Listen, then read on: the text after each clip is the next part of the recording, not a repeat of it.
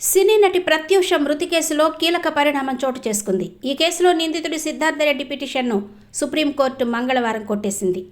నిందితుడికి high court ఖరారు చేసిన శిక్షను సమర్థించిన అత్యున్నత న్యాయస్థానం సిద్ధార్థరెడ్డిని లొంగిపోవాలని ఆదేశించింది. ఈ కేసులో సుప్రీంకోర్టు తుది తీర్పు వెల్లడించింది. 4 వారాల్లో లొంగిపోవాలని సిద్ధార్థరెడ్డిని ఆదేశించింది. పోస్టుమార్టం రిపోర్టు, మునిస్వామి ఇచ్చిన ఫోరెన్సిక్ నివేదిక, ప్రత్యూషను ఆత్మహత్యకు పురుగొల్పినట్టు లభించిన ఆధారాలు, హెల్త్ రిపోర్ట్స్ సహా 7 ఆధారాలను పరిశీలించి సిద్ధార్థరెడ్డి పిటిషన్ను ధర్మాసనం కొట్టివేసింది. 2 దశాబ్దాల క్రితం సినీ నటి ప్రత్యూష మృతి సంచలనం సృష్టించింది. 2002 ఫిబ్రవరి 23 సాయంత్రం కూల్ డ్రింక్లో పురుగుల మందు తాగిన ప్రత్యూష, సిద్ధార్థరెడ్డిలు 24న ప్రత్యూష మృతి చెందింది. నిందితుడు సిద్ధార్థరెడ్డికి హైకోర్టు విధించిన జైలు శిక్షను సవాలు చేస్తూ శిక్ష పెంచాలంటూ ప్రత్యూష తల్లి సరోజినీదేవి సుప్రీంకోర్టును ఆశ్రయించింది.